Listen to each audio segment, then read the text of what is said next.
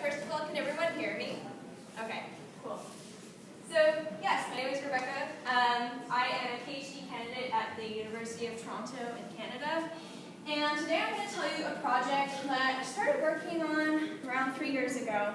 The results came in about a few months ago, so this is like fresh off the press, and I'm really excited to share with you today. And the great thing is we also just heard about legumes and rhizobia, so you guys have a little bit of background on the system already. Alright. So to jump right in, as Jennifer has pointed out, the symbiosis or the mutualism between legumes and rhizobia involves a plant which provides a reward to rhizobia in the form of carbon. Rhizobia are bacteria that reside within the nodules located on the roots, and reciprocally these rhizobia fix nitrogen for these plants, resulting in this beneficial exchange between these two different species. However, theory predicts that because there's a personal fitness cost to provide an individual of another species with a benefit, that individuals should be under selection to cheat. And Jennifer has pointed out she has these uncooperative strains. What I mean by cheating, selection to cheat, what I mean by cheating is that they have a higher fitness compared to cooperative counterparts because they're not providing the benefit to the host. So in the case for rhizobia, if they're cheating, they're providing less nitrogen to the host. They proliferate in the system because they have a selective advantage, and then they can potentially render this entire mutualism unstable.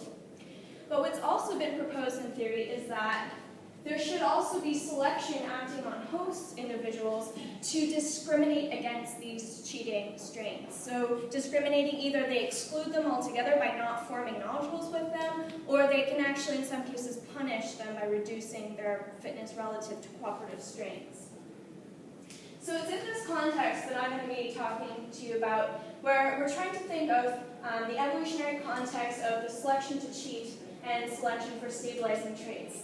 And one hypothesis is that the evolutionary sequence that has happened is that you've got an evolution of mutualism.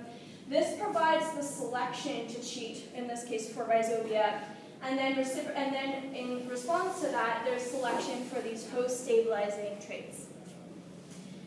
However, although Jennifer just did point out a pretty convincing case that she does have these uncooperative strains, it is a little bit controversial in the field of mutualisms whether cheaters are actually prevalent in nature. And so, of course, I can see that you supply nitrogen, and over many years you might get a selection for cheating or not providing as much nitrogen. But just talking about across all different mutualistic systems, it seems that finding cheaters in nature is kind of hard to do. And if cheaters are in fact rare in nature, then it calls into question what might be maintaining selection for stabilizing traits, which we do find in many populations, in many different species. But considering we had to have had something prior to mutualism that provided the cooperative or the incentive to cooperate, a more parsimonious or potentially parsimonious explanation is that stabilizing traits evolve prior to mutualism, either because of another trait that they're correlated to or whatnot, and then this provides selection for mutualism as well as the ability to maintain mutualism once it's established. When you put these two hypotheses together, however, we do end up with this chicken and egg paradox because we're not sure what happens first. Do selection traits evolve in response to cheating after mutualism, or do they evolve prior to mutualism and happen to impose selection for cooperation in the first place? So here is kind of my project where I'm trying to start addressing this question empirically. And one of the first things that we wanted to do is identify a trait that is thought to have evolved prior to mutualism that might have something to do with a plant's ability to discriminate against partners. So discriminate against non-fixing or less fixing nitrogen rhizobial strains. And one trait that we thought would be a good candidate to start with, this is very, the beginning of what we wanted to do, is look at a trait that has been identified in many plant taxa going way beyond legumes. So this is it's thought to evolve early on in the angiosperm phylogeny, and this is the ability of plants to forage for nitrogen in the soil. So just to show you this little illustration on the right here, we have a plant that is allocating root growth, or in other words carbon, to these patches of soil that vary in their nitrogen concentration, going from low to high. And we can see that the size of the arrow depicts on how much carbon is going into each patch. So obviously the high patch is receiving the most amount of carbon.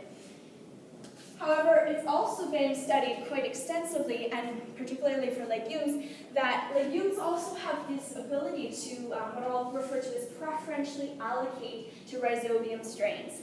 So just replacing the S's depicting soil with R's depicting rhizobia, what has been documented is that plants can specifically allocate more carbon to more cooperative strains. So this is an example of a stabilizing trait because you're giving a fitness advantage to these more cooperative strains and less so for the uncooperative strains. So the question of my project is whether these two traits, preferential allocation, which is a stabilizing mechanism, root foraging, which is, as I explained before, done by many plant species, whether they're functionally the same because it's a carbon to nitrogen response in plants. So to explore this question, I used one of the model systems for studying symbiosis, and this is Medicago trincatula. It is an annual legume native to the Mediterranean. And I was fortunate enough to obtain 35 inbred lines in which there's this project going on right now where they have the entire genome sequence for them, so there's tons of information out there. And how my project can be broken down is into two separate experiments. So the one I did on the left is a fertilizer experiment. I split the roots of this single plant into two sections and manipulated the amount of fertilizer going on each half root. So one is supplied with a high nitrogen, the other one is supplied with a low nitrogen treatment. On the right-hand side here is the rhizobia experiment, and instead of manipulating fertilizer here, I was manipulating the strains that I was inoculating on each half root. So I either used an effective strain, sought to fix more nitrogen compared to an ineffective strain. So note here, I'm manipulating the amount of nitrogen on each root, except for the difference is the source of nitrogen between the experiments. All right, so let's specifically go into this fertilizer experiment. I ended up with around 267 plants in the final data set for 35 host genotypes, and this averaged around 8 reps per genotype. The high fertilizer I used was a 2.5 millimolar nitrogen solution, whereas the low was a 0.625 millimolar nitrogen solution. And this is how I quantified root foraging. I took the biomass of the root exposed to this high nitrogen fertilizer and divided it by total root biomass. So what it is, it's a proportion of how much carbon the plant was allocating to the root exposed to the high nitrogen treatment. For the rhizobia experiment, I ended up with really similar numbers, again around 8 reps per genotype for the 35 genotypes. And here I used a strain that was determined to provide 3 times the amount of nitrogen to Medicago trincatula. So this is N-spermellati 1022. Was my good strain, and then my ineffective strain was a N-spermellati 1021. And just like root foraging, I calculated preferential allocation by taking the biomass of the root exposed to this effective rhizobia strain and divided it by total root biomass. Again, it's a proportional estimate of how much carbon the plant is allocating to that root half. All right, so here are my results. So what it is on the x-axis we have root foraging, y-axis we have preferential allocation, and each of these dots represents a single genotype. So it's an average for the genotypes. The crosshairs represent standard air. And just by eyeballing this, we can see most of these dots are coming out on this bottom right-hand corner. So how do we interpret this? Well, what this is are these genotypes are essentially root foraging. They're putting more biomass into the root that's exposed to this high nitrogen treatment in the fertilizer experiment. However, in the rhizobia experiment, it seems like the roots exposed to the ineffective rhizobia actually were heavier overall. More importantly, unfortunately, even though our prediction is that we would see a correlation, I did not find a correlation whatsoever. So, it was a non-significant R-squared value that was negligible, essentially. All right. So just to summarize at this point, it wasn't surprising to us that most of our plant lines did exhibit this root foraging behavior. It's found in many different plant species. But what caught us off guard for a little bit of time was that we noticed the root biomass that was, or the roots exposed to this ineffective rhizobia grew heavier on average. What I thought would be, might illuminate these results is that in the rhizobia experiment, I also counted number of nodules, and as Jennifer said, this is kind of like the rough estimate of rhizobia fitness. It's basically, how many nodules the plant form of the effective strain versus the ineffective strain. And what I did found is a significant difference. So plants were forming more nodules on this effective root compared to the ineffective root. So putting these two results together, even though these ineffective roots were heavier overall in terms of biomass, they had fewer nodules overall.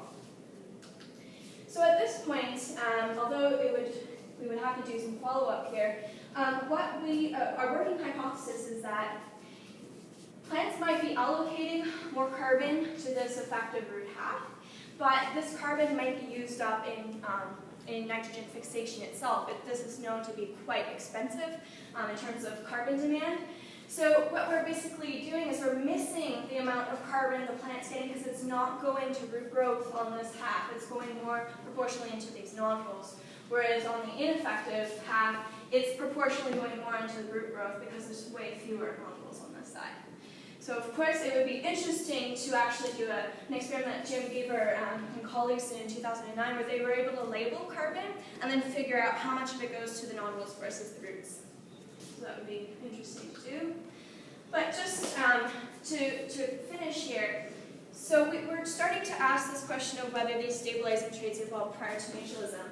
And we picked this one trait. We could have picked many others, but we picked root foraging, and at this point we did not see a correlation with root foraging and preferential allocation. Maybe the reason why is just because of a lack of power. If we don't have enough genotypes to detect a correlation, and if we include more, we might have seen a different pattern.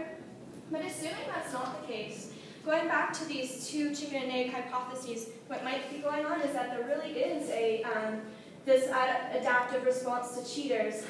And Jennifer, the research that they're doing seems to suggest that there is an adaptive reason to not cooperate. So if that's the case, that might be why we don't see any correlation with this carbon to nitrogen response by plants. So of course that could be a potential reason.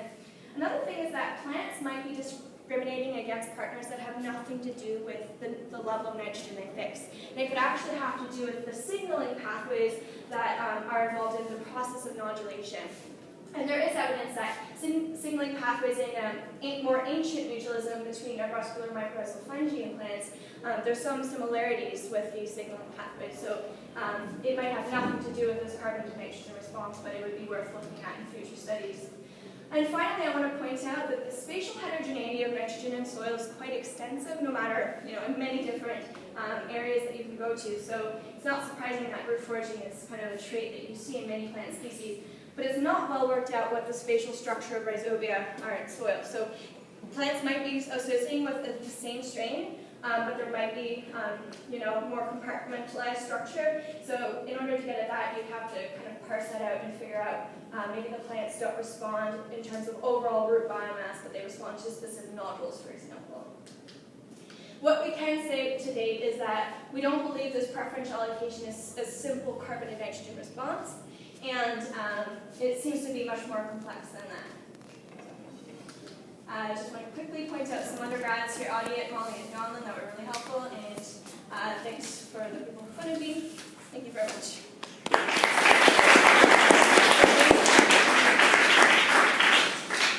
Thank you. Some questions for Rebecca?